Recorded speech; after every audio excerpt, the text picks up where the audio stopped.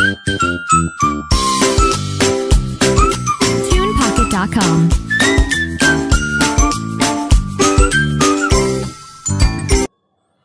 Good morning, friends.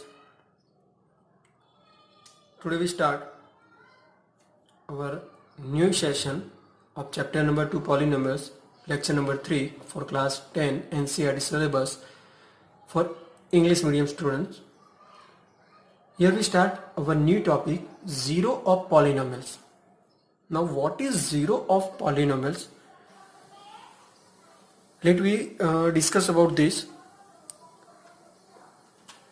A real number k, for we write here in general terms. Here we write a real number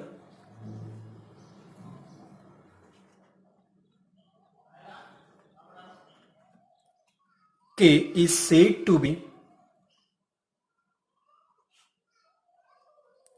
zero of polynomial if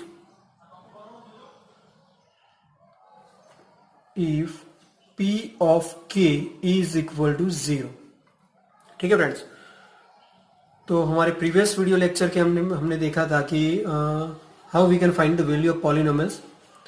हम क्या कर रहे थे कि k जो है वो हमारा कोई भी रियल नंबर है और रियल नंबर की वैल्यू हम k को x को रिप्लेस कर देते हैं k से, राइट. तो x की जगह आप k की वैल्यू रखेंगे तो आपको क्या मिलेगा कि p ऑफ k मिलेगा, राइट. तो वो जो आंसर आएगा वो आपका वैल्यू ऑफ पॉलिनोमियल्स होगा, राइट. अगर लेकिन k की ऐसी कोई वैल्यू है और उसकी वैल्यू आप जब भी पॉलिनोमियल्स पे रखते हो x की जगह, और अगर answer p of k is equal to 0 मिल रहा है, राइट, p ऑफ 0 मिल रहा है, then the zero of polynomials, zero of polynomial x is equal to k. So k will be the zero of given polynomials. लेकिन कब, फिर से हम रिपीट कर रहे हैं कि अगर मान लो कि x की वैल्यू जो है उसकी जगह आपने k की ऐसे वैल्यू सिलेक्ट की कि जिसको आपने पॉलिनोमियल्स के अंदर रखा और आपका आंसर जो है, पॉलिनोमियल्स की वैल्यू जो है वो अगर 0 हो रही है तो इसका मतलब ये हुआ कि जो x की जगह आपने जो k की वैल्यू ली थी वो k की वैल्यू आपके पॉलिनोमियल्स की 0 बन जाएगी. ठीक है friends. Now for we write here for general equation, if p of x, for linear equation, linear polynomials, p of x is equal to ax plus b. Now take x is equal to k. So this equation will becomes p of k is equal to a of k plus b.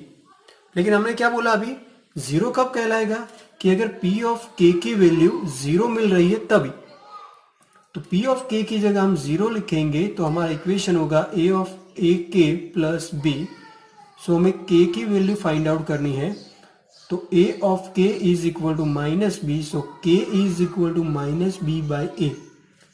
तो यहां पर जो मैंने value लिखी है वो value हमारे polynomials की, या तो हम कह सकते हैं कि ये जो वैल्यू हुई वो हमारे लीनियर पॉलिनोमियल्स की 0 कहलाएगी. ठीक है फ्रेंड्स. तो ये जो k is equal to minus B by A जो हुआ, which is called zero of linear polynomials. ठीक है फ्रेंड्स. नाउ हम देखेंगे कि ये लीनियर पॉलिनोमियल्स जो है वो पॉलिनोमियल्स, और उसको हम जब भी कार्टेशियन कार्टेशियन सिस्टम्स के अंदर हम ड्रॉ करेंगे तो उसका मतलब ये हुआ कि पॉलिनोमियल जो है वो, अगर सबसे पहले तो लीनियर पॉलिनोमियल्स है उसके कितने जीरो पॉसिबल है फ्रेंड्स, एक ही जीरो पॉसिबल है.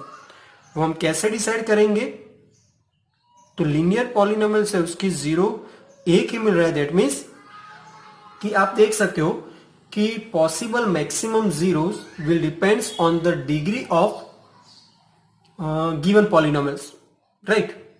तो यहां पर एक नोट लिखेंगे हम, maximum zero of given polynomials will depends on power of या तो डिग्री ऑफ given polynomials।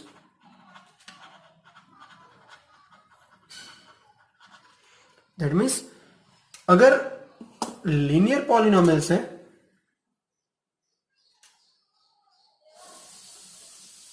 तो यहां पर मैक्सिमम कितने जीरो मिलेंगे? 1, क्योंकि उसका डिग्री क्या है? 1 है। दैट्स वाई उसको मैक्सिमम 1 ही जीरो पॉसिबल है, right friends. Now for quadratic polynomials maximum 2 zeros are possible. For cubic polynomials maximum 3 zeros are possible। ठीक है फ्रेंड्स।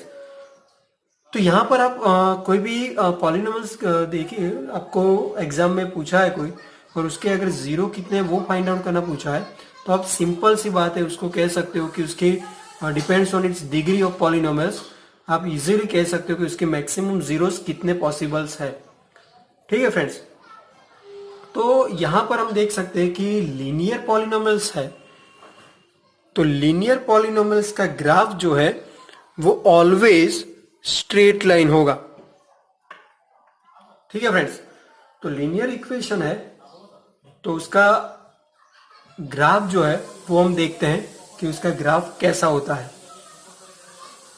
तो मान लो कि हमने यहाँ पर लीनियर इक्वेशन लीनियर पॉलिनोमियल्स लिए है और लीनियर पॉलिनोम्स जो है वहां पर एक एक्स एक्सिस है और वाई एक्सिस है। ये आपका ओरिजिन है ओ। तो यहाँ पर आप देख सकते हो कि हम जानते हैं कि linear equation linear polynomials gives straight line, right. तो उसका लीनियर पॉलिनोमियल्स का अगर आप ग्राफ डिफाइंड कर रहे हो तो ग्राफ के अंदर आप देख सकते हो कि यहां पर आपको कोई स्ट्रेट लाइन मिलेगी आपको, और ये स्ट्रेट लाइन जो होगी वो इस तरह से मतलब कहीं पर भी पास होगी। अब आप देख सकते हो कि यहां पर जो ये स्ट्रेट लाइन जो है उसको हम p ऑफ x से डिनोट करेंगे, विच denotes the graph of polynomials. If p of x is linear polynomials, then its result will be straight line, right? And here the straight line is interact or intersect with x axis at point। यहां पर आप देख सकते हो कि x axis पे होगा तो उसका y कोऑर्डिनेट ऑलवेज 0 होगा, लेकिन x कोऑर्डिनेट क्या होगा? यहां पर जो 0 है वो, तो ये आपका x कोऑर्डिनेट हुआ, राइट। तो -b/a और y कोऑर्डिनेट उसका 0 होगा। ठीक है फ्रेंड्स। तो अब कोई भी इक्वेशन होगा मतलब कि ग्राफ से भी आप डिसाइड कर सकते हो कि उसके जीरो कितने हैं। ठीक है फ्रेंड्स। लेकिन हम यहां पर हम देखेंगे कि अगर मान लो कि यहां पर लीनियर इक्वेशन की बात तो हो गई, now what about quadratic polynomials and cubic polynomials. ठीक है फ्रेंड्स। तो यहां पर हम देखेंगे कि अगर क्वाड्रेटिक पॉलिनोमियल्स है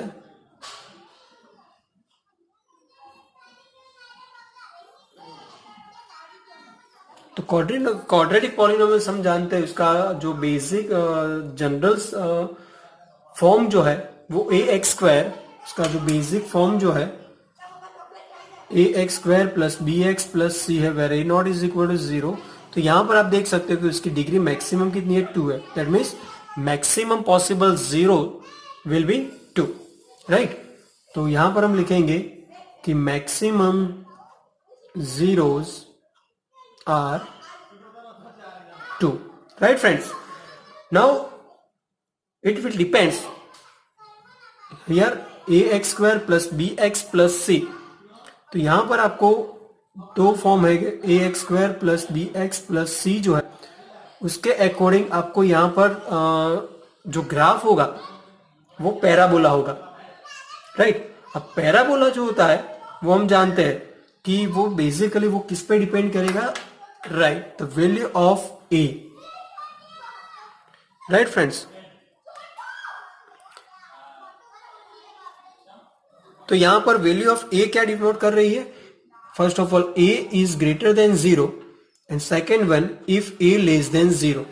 if A is greater than 0, if A is greater than 0 that means तो ग्राफ जो होगा वो ग्राफ कुछ इस टाइप्स का होगा. आप देख सकते हो कि ग्रेटर देन 0 है तो उसका ग्राफ जो होगा वो इस टाइप्स का होगा. ये जो है वो आपके x कोऑर्डिनेट, यहाँ पर y कोऑर्डिनेट, ये जो है आपका p ऑफ x है. तो यहाँ पर x एक्सिस को कितनी बार इंटरेक्ट हो रहा है? 2 टाइम्स. तो इसके मैक्सिमम जीरोस 2 है, राइट? अगर a की वैल्यू लेस देन 0 है तो यहाँ पर आप देख सकते हो कि उसका ग्राफ जो होगा कुछ इस टाइप्स का होगा. ग्राफ जो होगा वो यहाँ पर नीचे की ओर ओपन होगा. तो आप यहाँ पर देख सकते हो कि ये आपका p ऑफ x है, ये x है और ये y है, ठीक है फ्रेंड्स?